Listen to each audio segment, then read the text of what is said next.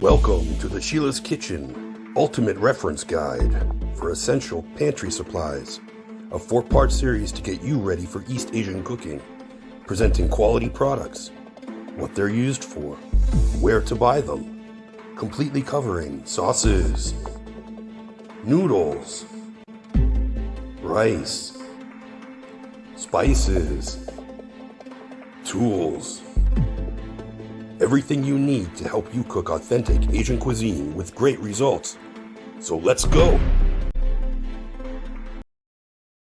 Hello, and welcome to Sheila's Kitchen. My name's Corey. I'll be helping out here on the channel this summer. I'm delighted to be here. We wanted to present what's likely going to be a 4-part series on stocking your Asian pantry and having everything you need, the sauces, condiments, spices, rices, noodles, some of the pots and pans and different techniques at your disposal so that you can follow us along here. So this is the first part in this series, and today we're going to be talking about sauces, condiments, and spices. Now, before we get to these really interesting things here laid out in front of us, I want to talk about where you can find this stuff, because you have to be able to find it in order to use it. So I'm going to give you 3 great places. First is online. Amazon is a great place to buy stuff, Walmart as well. And the good thing about that is you'll find a lot of variety. You can find many of the brands and a lot of the sizes. You can find some of the more economical sizes. For instance, this is a soy sauce and it's over 1 liter. So that might be harder to find at a grocery store, but you can find it online. The caution I have is when you're looking at the different product listings online, check the specifications of the size. You might be surprised because many of the bottles have the exact same proportions regardless of what size they are. So just check the size, but you definitely get great value and large sizes and convenient shopping online. But it's not as fun because you're not browsing. So another great place is your regular grocery store. So my regular grocery stores carry a lot of this stuff. There's usually at least a 4-foot section, sometimes more, that's dedicated to Asian foods. So if you go there, you're likely to get soy sauces, noodles, some rices. You might not find all the brands. You might not find all the varieties within a brand or all the sizes available, but it definitely isn't a poor choice to go to the regular grocery store. But the best place, and if you're lucky enough to have it, is a dedicated Asian grocery store. These grocery stores have everything you would need and more. And they have all the products, all the brands, stuff you've never heard of before. It's more immersive. It's a great experience. I highly recommend you taking the time to go and check out an Asian grocery store if you have one in your neighborhood. Okay, so again, we're going to talk about sauces, condiments, and spices today. You can't talk about Asian cuisine without talking about the power horse of all the sauces is soy sauce. Now, in talking about soy sauce, I want to talk about the quality you should expect, the brands we use and why, and brands to avoid. Soy sauce. Soy sauce that is of good quality is naturally fermented, and that takes a lot of time. Time equals money. They're rich and complex, great mouthfeel, and they're balanced in their flavors. How do cheap sauces try to fake it? The $2 bottles at the grocery store. I don't want to name the brands, but please avoid these sauces that take shortcuts. They want the better mouthfeel, so they're going to use glucose. They're going to thicken it up with thickening agents. They want it to look nice and rich and brown. They're going to be using caramel color. They're going to want to preserve their chemical cocktail, so there'll be sodium benzoate in there. So there's a lot of nasty stuff. It doesn't shine through. It tastes like chemical soup. It's going to ruin your dish, and it's a total waste of your time. So please don't try to economize and save a few dollars on the cheap soy sauce. A quality soy sauce isn't going to break the bank. It's going to be maybe $4 to $6. I'm talking Canadian dollars here for perspective. And they're naturally brewed. They're complex and rich. So those are the ones we're going to recommend. I have here Japanese soy sauce and Chinese soy sauce. So what's the difference? Well, Japanese soy sauce uses toasted or roasted wheat along with soybeans. And Chinese soy sauce typically is using wheat flour and is a bit more soy forward. So that can bring a bit more saltiness, and it's just a tiny difference in flavor. This is up to preference. I'll use Chinese sauces specifically when I'm cooking Chinese dishes, and I will use the Japanese soy sauces for Japanese dishes and general use. I wanted to present a couple of the different brands in the Japanese soy sauce. I think Kikkoman's a brand everybody recognizes. Always, when you're going to a sushi restaurant, usually those are on the table. There'll be bottles like this you might recognize. My tip, you can find this at the grocery store or the Asian store. You buy it once, you get to have this little container to have as a decanter for the table. So I recommend doing that one time. But the rest of the time, I recommend it, especially if you have access, you're going to buy online or at the Asian grocery store, to buy the 1 liter bottles. This is Kikkoman. It's delicious. I highly recommend this brand. It's probably my go-to brand. I wanted to present this brand as well, Yamasa. It's another Japanese brand, and you will find this at an Asian grocery store or online. This bottle, it looks like a water bottle, a North American water bottle. This is the type of bottle you will find directly in Japan. So if you see Kikkoman in this bottle, it's not a different product. It's the same product, tastes the same. Both of these are excellent soy sauces. They're rich and complex. I encourage you to try out different sauces and find one that you might like over the other. If you have a gluten intolerance or you just don't want gluten for any good reason, you can get a tamari sauce. Tamari sauce is quite similar.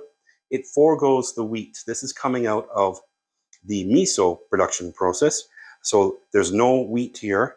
It's a bit more soy forward then, and a bit salty. It's rich as well. So these are pretty interchangeable. You can choose which one you like. I'd recommend either.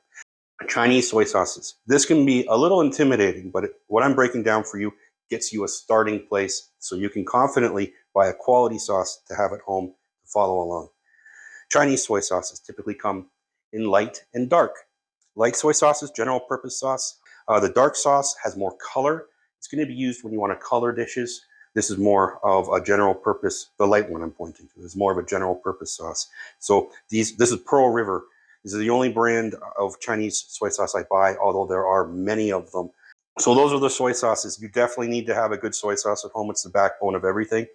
It's going to be used at the table side for seasoning. It's going to be used in stir fries. It's going to be used in marinades. So you really need to have a good quality, naturally brewed soy sauce.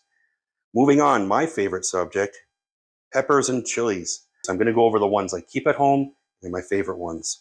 So this is the Rooster brand. I'm sure everybody recognizes sriracha sauce. This is like spicy ketchup. You get this everywhere, Thai places, the Chinese food places. You're going to find this at the table a lot. They have another sauce, which is a chili garlic sauce. It's a bit thicker, and this is my absolute favorite one.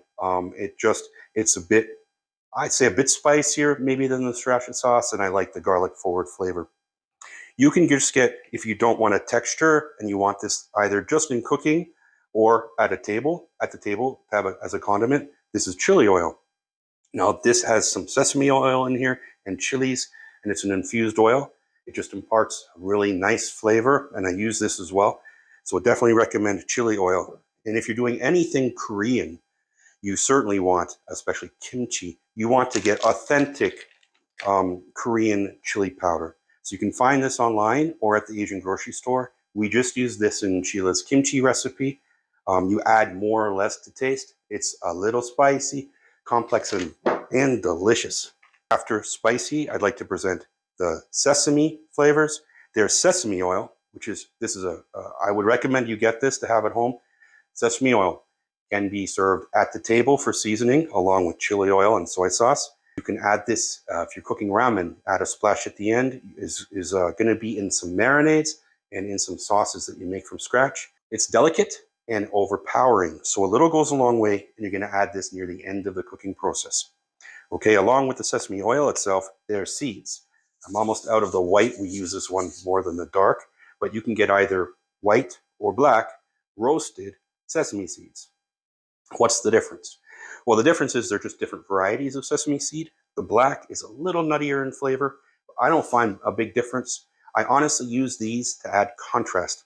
If it's a dark dish, I want to add a bit of white sesame seeds to give some contrast, vice versa. If it's a light dish, use the dark sesame seeds on the inside out rolls, like a California roll when you're doing some sushi, making maki. So these are also great to sprinkle over some ramen when you're finished. They're great on some dim sum items. Okay, this is cooking wine.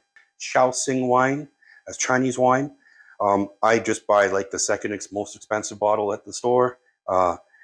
Some have salt and quite a bit of salt, so you want to check that. I like to buy the least salty ones I can find. There are some liquor laws in different places that maybe mandate that a certain salt content has to be present. So if you're lucky at an Asian grocery store, though, I'm usually finding the less salty ones. What do you use cooking wine for? Okay, well, Shaoxing is used to deglaze a wok after you've finished cooking at high temperature to bring all the glaze down back into your sauce. It's used in marinades. It's used to tone down what the gamey flavors. So if you're cooking a fish dish or maybe a pork dish or some egg dishes that have a very strong aroma, this helps to temper that. So it's used for those purposes as well. Fish sauce. Well, if you're doing Thai cuisine, you absolutely have to have fish sauce. A lot of Filipino cuisines, Southeast Asian cuisines, fish sauce is anchovy water. So you can use the fish sauce and replace the use of soy sauce to a degree.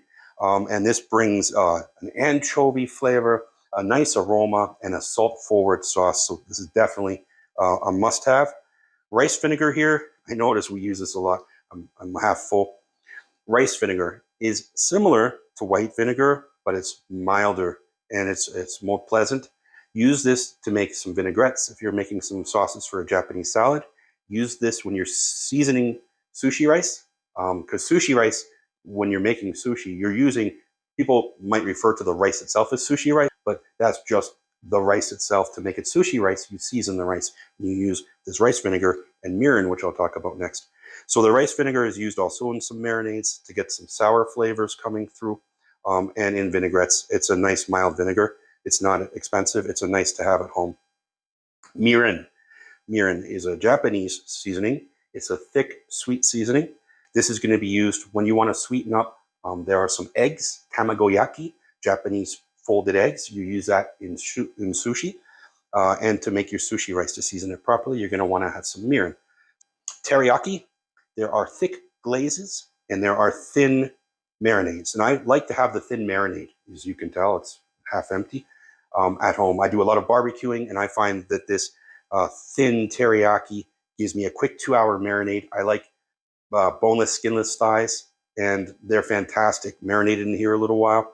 So I recommend this, great for barbecue season. Also, if you're going to try, and we're going to do a bento box later on, which is going to bring together a lot of sub recipes. There's going to be pot stickers, there's going to be sushi, there's going to be teriyaki chicken and beef and salmon, and it's going to, and Japanese salad. It's going to bring together all those recipes in one bento box. So for special occasions, you know, celebrating something during the year or a special date, we're going to be using teriyaki when we get to that bento box. Now, some prepared sauces. I don't use these as often. I like to use more of these ingredients and just raw onion, ginger, garlic, and create my own sauces with some cornstarch. But these are good to have in a pinch. Oyster sauce is very popular.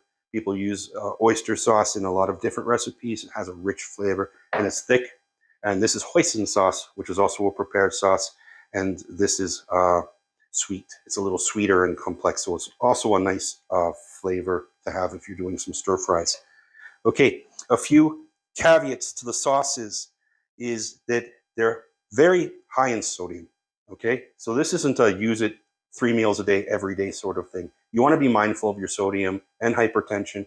Even if you're younger, you don't want to get addicted to needing all your food to be so highly seasoned, because it's going to be a hard habit to break when you're older.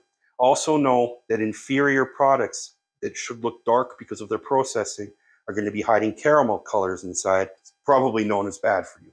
I wouldn't want to be having it too often. Some of these have caramel colors. And hidden preservatives are in.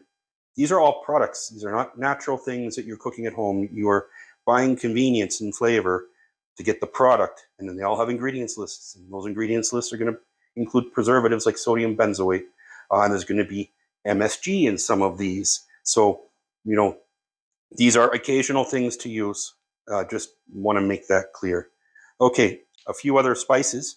So white pepper, ground white pepper. You may not have heard of this, or you might not have had it at home before. What's the difference between white pepper and black pepper? Well, this is a little milder, and it's obviously white. And why is that important? In Chinese cooking, there is a white sauce, and it's a delicate sauce with clear stock, scallions and ginger, white pepper. And it's meant to be light in flavor and light in color. And presenting a dish is very important. The color of the dish is important. So a white pepper helps one keep the white sauce light in color as well as flavor. That white sauce is going to be used for chicken and shrimp and vegetables. It's delicious. It's probably my favorite sauce.